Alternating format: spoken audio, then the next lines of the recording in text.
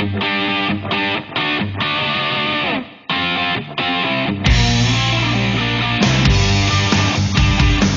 everybody, Lieutenant Joe here for the Blue Heart Podcast.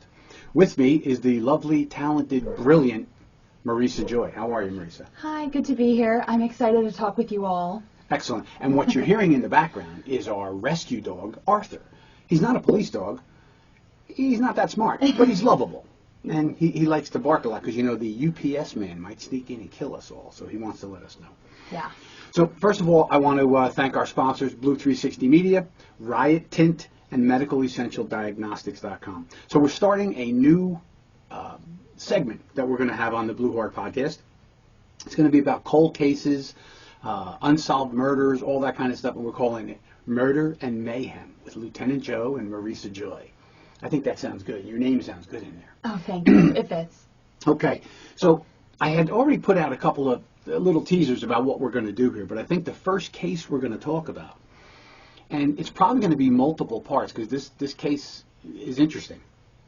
It's about the Amityville Horror House and the homicides that took place there. Not in the movie, not the movie version, but the real homicides that happened at 1012 Ocean Avenue in Amityville, New York.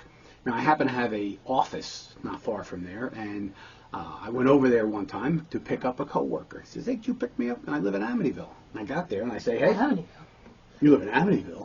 Where's that horror house?" And he says, "Oh, it's right around the corner." So we took a ride over there, and it was daytime, but it was winter, so it gets dark early, right? So I look, oh, that is the house. That's really crazy. It felt weird, but so at the end of the day, I'm driving him home. We stop for a cocktail, and I bring him to his house and drop him off. And as I leave, I said, "I'm going to go around the block. I'm going to go around and take a look at that house again." So I go around the block. I pull up and I stop, and it was dark and it was quiet. The house was dark, and all I could imagine was the murders that happened in the house before the movie was made were committed by a guy named Ronald Butch Defeo, and they were the Defeo family murders. Mm-hmm. So now Marisa has done some research. Marisa, who died in that horror? We had a lot of death in the horror. 6 family members of Butch Defeo were killed as his 2 parents and his 4 younger siblings. Like these kids, right? These were younger kids, really right? Really young. We have the parents were both 43, which is young for parents. Parents of a 23-year-old Butch Defeo. And then I'll go through our list. We have Dawn, who was 18, sister, and Allison, also sister, 13. And then Mark was 12, and the youngest brother, John Matthew, was 9 years old. Right. So I was intrigued by these murders, even though I don't know they have anything to do with the book. And, you know, we could talk about the Lutz family at some haunting. point. Did they make that all up because this was a murder house? It was a terrible crime at the time. Yeah. It was 1974, November 13th, 1974. So we're coming up on a anniversary, right, of this family being gone. And I've looked at it over the years and seeing it up close and personal. Matter of fact, if I can share my screen, I don't know if I can here. We might have to link it. I'm not I might sure have if to you can link share. it, but I was there recently, and I took some pictures and some video of the house, and you know, you feel kind of creepy being there looking at it, but it's also fascinating that you're at this house where this happened. So that night when I dropped off my friend, I went and I drove around the block, and I stopped in front of the house, and it was, like I said, it was dark, and I'm just imagining 3:15 in the morning is when they think the murders took place. Might have been earlier, but 3:15, and I'm imagining this house, and I'm seeing flashes like gunfire in all these different windows. Now I didn't actually see it; I imagined it, but it was creepy, and it felt creepy to just be there. And I drove away saying to myself, you know, did I just open myself up to something? Did I just feel something real, or was it just being creepy? So as an investigator, some of the questions that we talk about are, you know, who kills their entire family for no apparent reason? Yeah.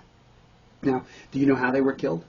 From what I know, they were found, all family members, in their beds, face down, which is the interesting part to me, is that 6 different gunshots went off. We're assuming 8 gunshots, they say, because the parents were both shot twice. And no one heard anything. They stayed in bed, face down. Right. That is strange. Anybody that knows the sound of gunfire, especially a rifle. Now, I believe it was a 35 caliber rifle. Yeah. And you figure that's not a gigantic round, but it's going to make some noise in the house. You think on a quiet night at 3 o'clock in the morning, if there was gunfire somewhere in your house, you think you would hear it and wake up. And are they in a rural area in Amityville? It's suburban. The houses are close together. Yeah, they're not sprawled out. They're not 1 acre properties. Yeah. There's 150 feet, maybe 150 feet, 100-foot properties. So it was kind of strange that happened. And trying to understand when they got Ron Defeo, he made up a story. I think he made up a couple stories. Right. What were you telling me about him? I heard that, he's claimed to hear voices, but if we want to go back to when he claimed initially to have found the bodies, where did he go? He ran to a bar in the middle of the night his friends were at, and he brought them back to his house. He said, my family's been murdered. So they were there for the initial finding of the bodies, right. Apparently. So there's over the years there's been stories. I was talking to a Suffolk County police officer, an inspector from Suffolk County, and most of the investigators from 1974, we're talking 50 years ago, most of them are retired and gone. There's a couple that are still around, and they're going to try and hook me up with some of those investigators who are actually there. That's so exciting. And I can talk to them. Because there's so many questions. Oh, there is, because there was a story that it was mob related. The father was related to the mob, and why would the mob come in and kill your whole family? Unless you'd see a TV show where they owed him a lot of money, so he killed everybody. That's And does the mob usually annihilate entire families? Is that something the mob does? Right. Not really. And one person at a time. Yeah. So the thought was that maybe, you think they'd send a hit squad. Something like that. There was also some talk that maybe Ron Defeo's girlfriend at the time was involved, and she helped him to commit the murders. So you have to ask yourself, when it comes to these kind of murders, what's the motivation? Right? As an investigator, as a cop, you'd want to say, well, what's the motivation to kill your entire family? So the first thing comes to mind, what? Yeah, well, when I think of that, I also think of, just touching last on the confession again, of the insanity of claiming to be insane also kind of throws a lot of murky water into your motive of why you did things. But he's claiming to hear voices. He's claiming that a faceless woman in the middle of the night appeared to him and gave him the rifle. So all of these crazy things, we're going to plead insanity. Why did he really do it? Is the question. There's been talk, maybe he's had substance abuse problems, but the family seemed to be a close family unit. Right. There's nothing in the situation that he didn't get along. Some people say he didn't get along with his father. He was 20 in his 20s or whatever, but he got along with his brothers and sisters. Why would he kill them? Why would he kill his mother? And a lot of people don't get along with their parents and don't commit parricide. So there's something about him and his situation that made him do it. Right. So as the investigator, when you're looking at your modus operandi, your MO, the reason that people do things, if he was truly insane, really insane, that might lead him to kill people. Yeah. I hear voices and I have to go kill my family. That's what the voices are telling me. Can I ask a question? Sure. If you're insane and you're hearing voices, do you make up multiple stories to cover your tracks, or are you not even thinking about covering your tracks? So, good point. Would you cover your tracks if you really... Well, now, again, as an investigator, if you have your investigative hypothesis, it's called. Mm-hmm. So we look at a crime and then we say, okay, why did this happen? So sometimes it's very obvious. There's a robbery and the victim fights back and you kill the victim. A thing like this, would an insane person try to cover their tracks? Well, I think it depends on the level of insanity. They may have done something insane and then realized, I'm going to get in a lot of trouble for this. I can't say some woman in the floating through the house told me to do it, so I'll come up with some other excuse for why I did it. That's one possibility. The other we look at is obviously follow the money. Did this guy think he was going to inherit everything if the family was killed because the mob killed the father? Did he then inherit insurance money? He gets the house, he gets the cars. Him and the girlfriend can now have a place to live. That is a legitimate hypothesis to pursue. So one of the things, Marisa, that happens that a lot of investigators fall into a problem of is that they look at the initial crime, whatever it is, and they immediately jump to a conclusion, and they refuse to look at other areas. The wife dies, and the first thing, the husband did it. Well, many times the husband did do it. Yeah. In those kind of relationships, but not every time. And if you jump in right off the bat saying, well, the husband definitely did, you might miss out on the real crime.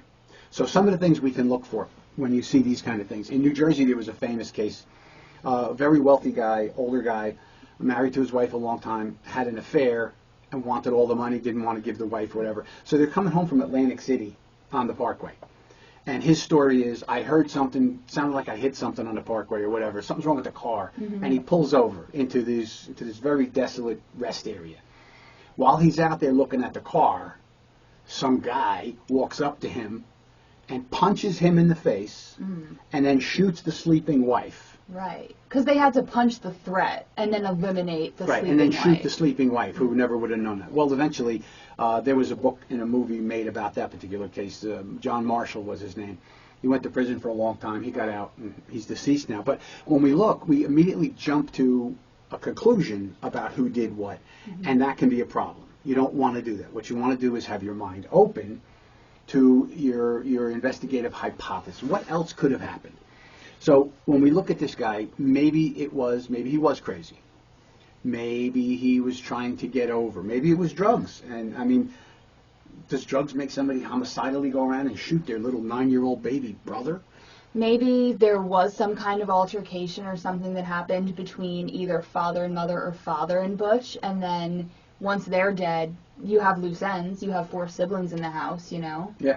And my question, I've always thought this, I haven't posed it yet, but if both parents were shot first and they were shot with 2 bullets each, could it be potential that he told his younger siblings, get in bed, lay down, face down? Because at that point they had woken up and he told them to get... That's why they were all face down, maybe. Does the whole family sleep face down, everyone in the family? That's unique. And I think, and while that it might sound silly, that's how they were all found. Your crime scene is going to talk to you. And it's going to tell you things. So you might say it was 6 people, right, killed? Is that how many? Yeah, 6. 6 people killed. What are the odds that all of them, from 43-year-old parents to 9-year-old little brother, all sleep on their stomach? Is that possible? Sure. Yes, it is. Of course it's possible. But how would you know? If nobody survived, you could ask them, oh, yeah, everybody sleeps on our stomach because, we taught the kids that, whatever. And none of you roll around at night?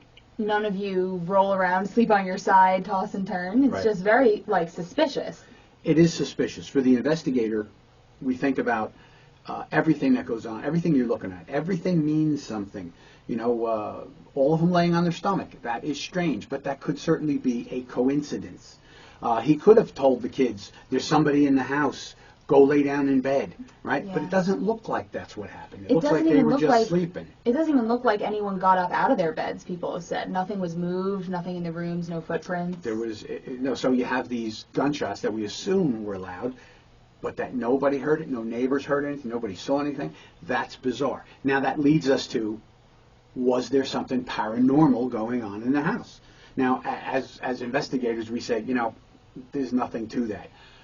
But there are entire groups of people out there who say paranormal is real. I've done an episode here on talking to a psychic because I know some law enforcement officers have used psychics successfully in criminal investigations. Yeah. They've gotten information. Other ones they did nothing. They didn't work at all.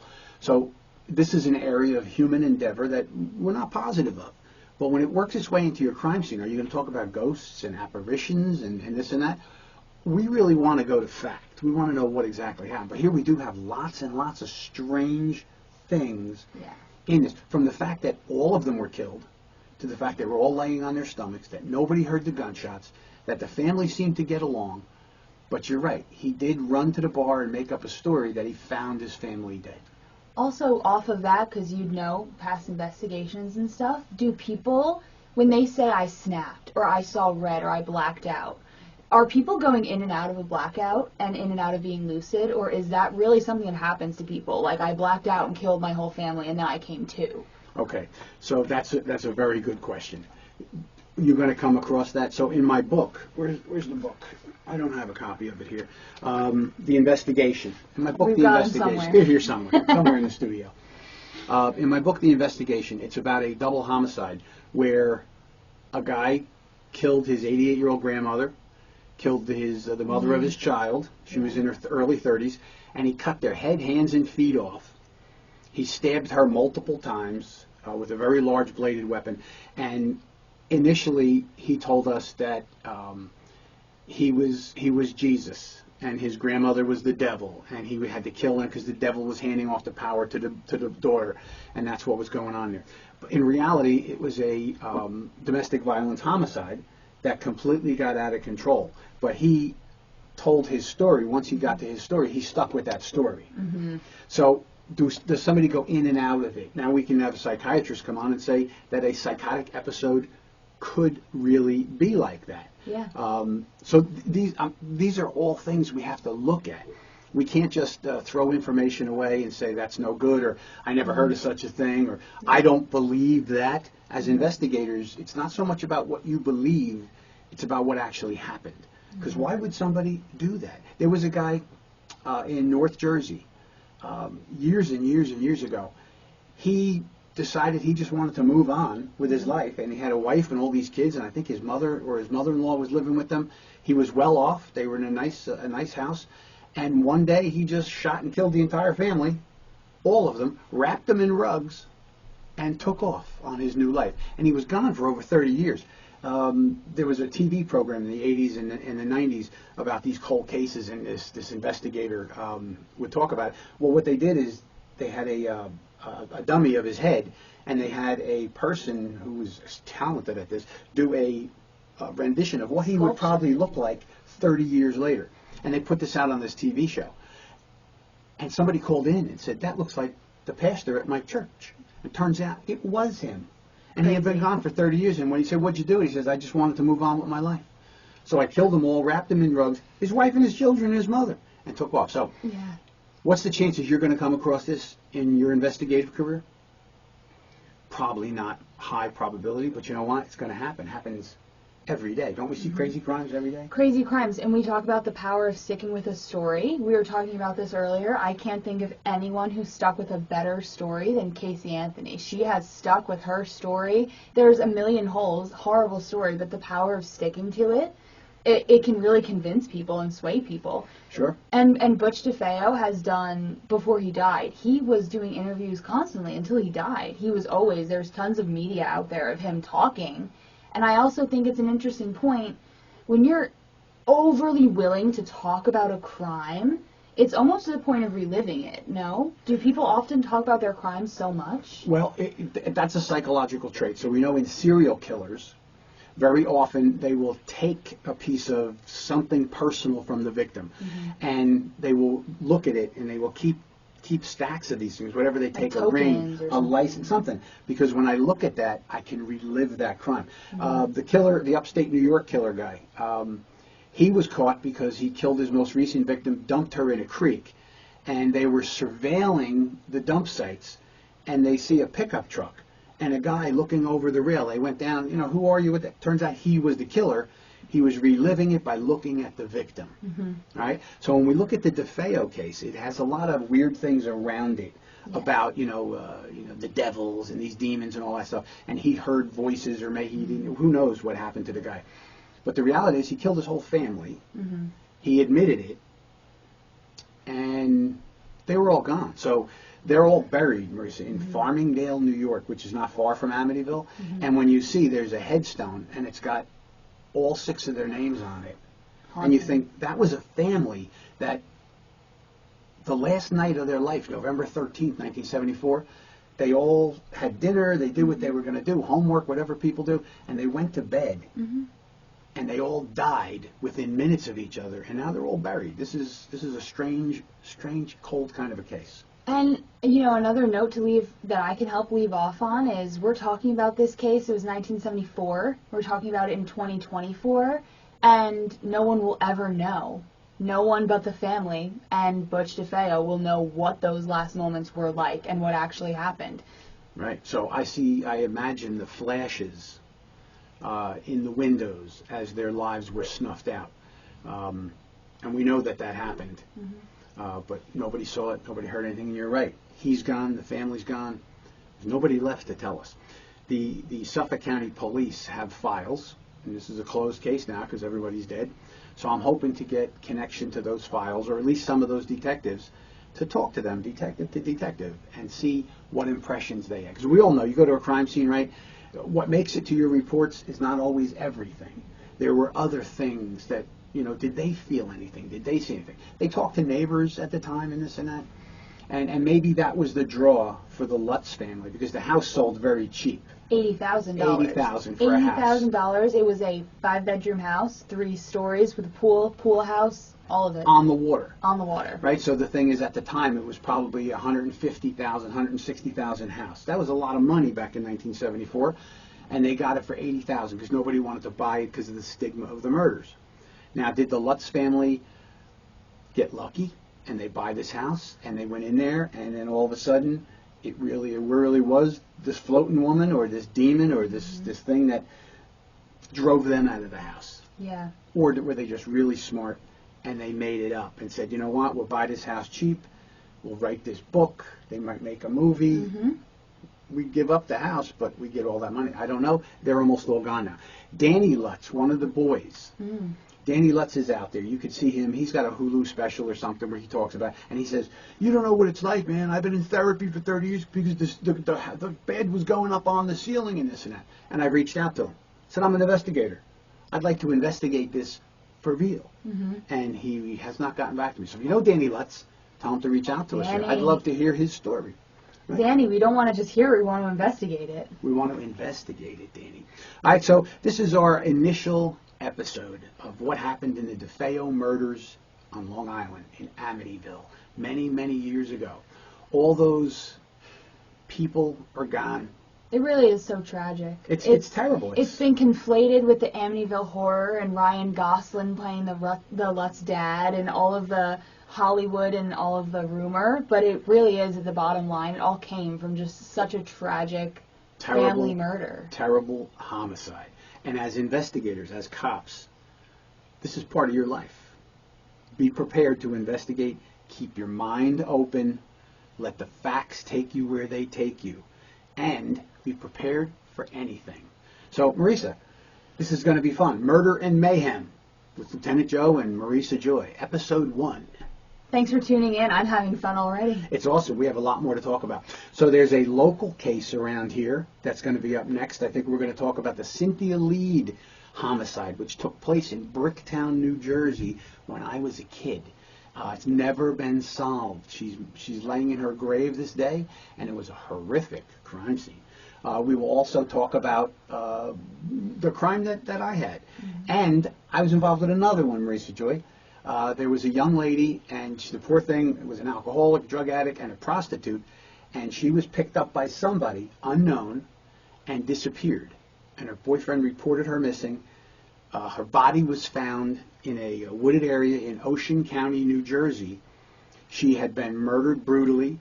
Her body was abused, and her sex organs were cut out. And I worked on that case with a detective from the Ocean County Prosecutor's Office at the time. We're going to talk about that, too. So, hey, thanks for being here. Remember our sponsors, Blue 360. Get my books. Get everything else they have there. MedicalEssentialDiagnostics.com. Go get yourself healthy. Make sure you're good. And Riot Tint. Keep your schools and your businesses safe. Tell people about them. Marisa Joy, awesome. Happy to be here. There's a lot more murder and mayhem to come. See ya.